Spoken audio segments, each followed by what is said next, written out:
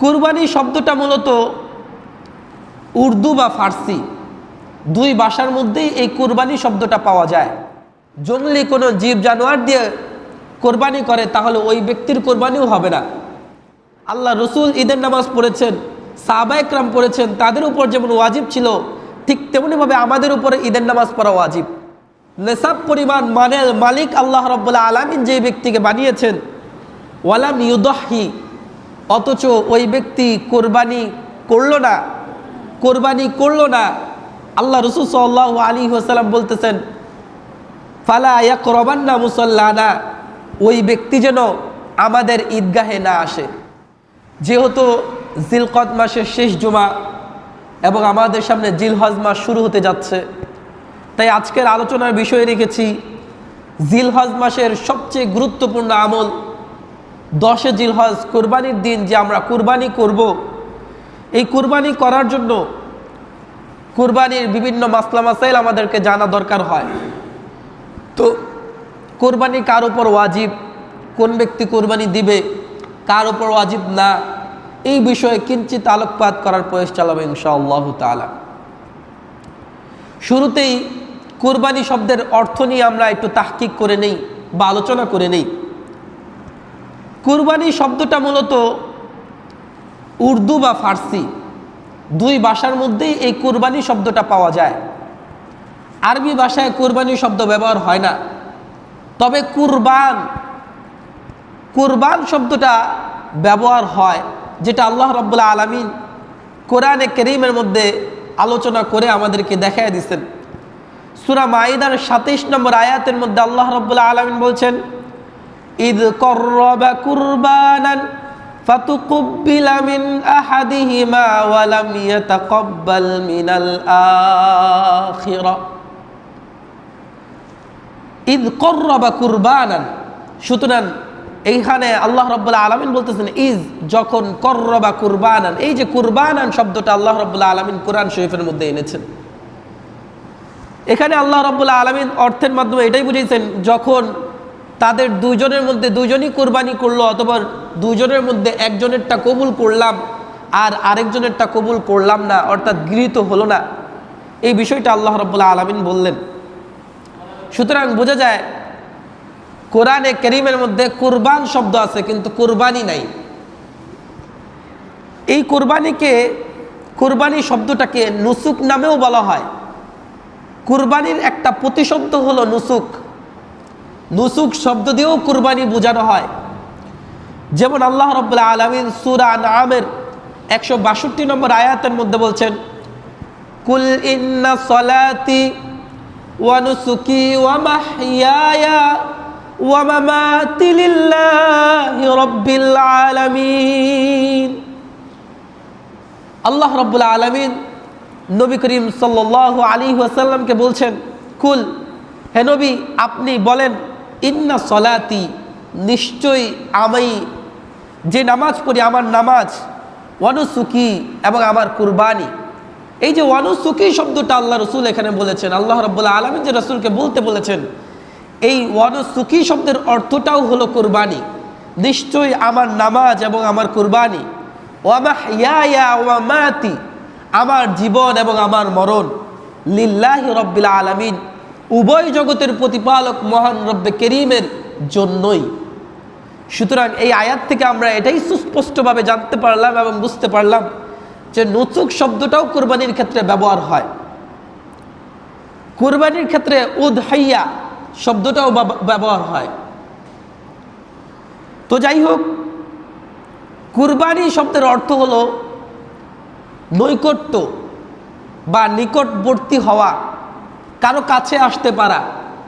তো কুরবানি যদি কেউ করে তাহলে সে আল্লাহ রাব্বুল আলামিনের সন্তুষ্টির ইচ্ছায় করে, আল্লাহ রাব্বুল আলামিনের কাছাকাছি হতে চায়, নৈকট্য লাভ করতে চায়। এই জন্য এই কুরবানিকে কুরবানি বলা হয়েছে। শরীয়তের পরিভাষায় কুরবানি হলো, কুরবানির যে নির্দিষ্ট দিন আছে 10, 11 এবং 12 জিলহজ, এই 3 দিনের নির্দিষ্ট দিনে আল্লাহ তাআলার নৈকট্যের উদ্দেশ্যে বা নৈকট্য লাভের ইচ্ছায় গৃহপালিত জন্তু আল্লাহ তাআলার রাস্তায় জবেহ করার নাম হলো কোরবানি শরীয়তের পরিভাষায়। সুতরাং কেউ যদি এই কোরবানির নির্দিষ্ট 3 দিন ছাড়া অন্য কোনো দিন কোরবানি করে তাহলে তার কোরবানি হবে না। অথবা কেউ যদি গৃহপালিত না, যেটা জঙ্গলে বড় হয়েছে, জঙ্গলি কোনো জীব জানোয়ার দিয়ে কোরবানি করে তাহলে ওই ব্যক্তির কোরবানিও হবে না। এই বিষয়গুলোই সামনে আসতেছে ইনশাআল্লাহ। এখন আসুন কুরবানির হুকুম নিয়ে আলোচনা করি। কুরবানি আমাদের উপর ওয়াজিব হলো কিভাবে, কুরবানি আমরা কেন করব, ওয়াজিবটা হলো কিভাবে, সেই বিষয়টা আমরা জেনে নেই। কুরবানি আল্লাহ রাব্বুল আলামিনের পক্ষ থেকে একটা হুকুম, আমাদের জন্য একটা ওয়াজিব ইবাদত। আল্লাহ রাব্বুল আলামিন এই বিষয়টা প্রত্যেক সামর্থ্যবান সকল মানুষের উপর কুরবানিকে আল্লাহ রাব্বুল আলামিন ওয়াজিব করেছেন। সেই বিষয়টা আল্লাহ রাব্বুল আলামিন সূরাতুল কাউসারের মধ্যে বলছেন, ইন্না আ'তাইনাকাল কাউসার ফাসাল্লি লিরাব্বিকা ওয়ানহার ইন্না শানিআকা হুয়াল আবতার। আল্লাহ রাব্বুল আলামিন সূরাতুল কাউসারের মধ্যে বলছেন, ইন্না নিশ্চয়ই আমি আল্লাহ রাব্বুল আলামিন আ'তাইনাকা আপনি রাসূলুল্লাহ সাল্লাল্লাহু আলাইহি ওয়াসাল্লামকে দান করেছি কাউসার, অর্থাৎ আপনি রাসূলুল্লাহ সাল্লাল্লাহু আলাইহি ওয়াসাল্লামকে আমি আল্লাহ রাব্বুল আলামিন কাউসার, হাউজে কাউসার যেটা আছে সেটা আমি আল্লাহ রসুলকে আপনাকে দান করেছি। ফাসাল্লি লিরাব্বিকা ওয়ানহার, সুতরাং আপনি আপনার রবের জন্য, আপনার প্রভুর জন্য আপনি নামাজ পড়ুন, ওয়ানহার এবং কোরবানি করুন। এই যে এখানে ফাসাল্লি আপনি নামাজ আদায় করুন, ওয়ানহার এবং কোরবানি করুন, আল্লাহ রাব্বুল আলামিন যে বলে দিলেন, এখানে এই কথাটা রাসূলকে বলেছেন। আর রাসূলকে বলা মানেই উম্মতে মুহাম্মাদী সহ সকল উম্মতকে বলে দেওয়া। সুতরাং এটা সুস্পষ্টভাবে বোঝা যায় নামাজ আদায় করা। এই যে ফাসল্লি শব্দটা এখানে আসছে, এই সল্লি দ্বারা উদ্দেশ্য হলো 10ই জিলহজ মাসের 10 তারিখ ঈদের যে নামাজটা আমরা পড়ি, এই নামাজ দ্বারা ফাসল্লি শব্দ দ্বারা ঈদের নামাজ উদ্দেশ্য। সুতরাং ঈদের নামাজ ওয়াজিব হওয়ার দলিল হলো ফাসল্লি। ঠিক তেমনিভাবে ওয়ানহার এবং কোরবানি করা, এটাও আল্লাহ রাব্বুল আলামিনের হুকুম। নামাজ যেমন ওয়াজিব করা হয়েছে, আল্লাহ রসুল ঈদের নামাজ পড়েছেন, সাহাবায়ে কেরাম পড়েছেন, তাদের উপর যেমন ওয়াজিব ছিল, ঠিক তেমনিভাবে আমাদের উপরে ঈদের নামাজ পড়া ওয়াজিব। ঠিক তেমনিভাবে আল্লাহ রসুল যেমন কোরবানি করা ওয়াজিব ছিল, আমাদের উপরেও ঠিক তেমনিভাবে কোরবানি করা ওয়াজিব হয়ে গেছে এই আয়াতের মাধ্যমে।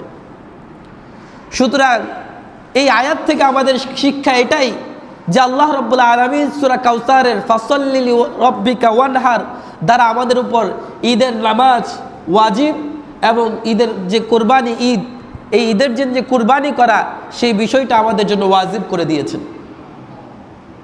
যেহেতু কোরবানির মাস আমাদের কাছে আগত, এই কোরবানির মাস থেকে আমাদের শিক্ষা এটাই যে এটা আমাদের উপর একটা ওয়াজিব আমল। সুতরাং এটা যেহেতু আমাদের উপর একটা ওয়াজিব কর্তব্য ইবাদত, তাই এটাকে পালন করার জন্য, এটা সম্পর্কে সম্যক জ্ঞান অর্জন করা আমাদের প্রত্যেকের জন্য অপরিহার্য বিষয়। তো এখন আসুন, আমরা তো কোরআনে কারীম থেকে এই ওয়াজিবের বিষয়টা জানলাম, এখন জানবো রাসূল সাল্লাল্লাহু আলাইহি ওয়াসাল্লামের হাদিস থেকে। রাসূল আকরাম সাল্লাল্লাহু আলাইহি ওয়াসাল্লাম হাদিস শরীফের মধ্যে বলেন, কিতাবের নাম হলো ইবনে মাজাহ, 1044 নম্বর হাদিসের বর্ণনায় আল্লাহ রাসূল সাল্লাল্লাহু আলাইহি ওয়াসাল্লাম বলছেন, মান কানা লাহু সাআতান, যে ব্যক্তিকে আল্লাহ রাব্বুল আলামিন ওয়াসাআত দান করেছেন, সামর্থ্য দিয়েছেন, টাকা পয়সা দিয়েছেন, নেসাব পরিমাণ মানের মালিক আল্লাহ রাব্বুল আলামিন যে ব্যক্তিকে বানিয়েছেন, ওয়ালাম ইউদাহি, অথচ ওই ব্যক্তি কোরবানি করলো না, আল্লাহ রাসূল সাল্লাল্লাহু আলাইহি ওয়াসাল্লাম বলতেছেন, ফালা ইয়াকরাবান্না মুসাল্লানা, ওই ব্যক্তি যেন আমাদের ঈদগাহে না আসে। আমাদের যে কুরবানির যে ঈদগাহ, ঈদের যে নামাজ হবে, এই ঈদগাহে যেন ওই সমস্ত ব্যক্তিরা না আসে যাদের আল্লাহ রাব্বুল আলামিন সামর্থ্য দিয়েছেন, টাকা পয়সা দিয়েছেন, তথাপিও টাকা পয়সা থাকা সত্ত্বেও, নেশাব পরিমাণ মালের মালিক হওয়া সত্ত্বেও যে ব্যক্তি কুরবানি করলো না, সেজন্য আমাদের ঈদগাহে না আসে। কত বড় ধমকের কথা!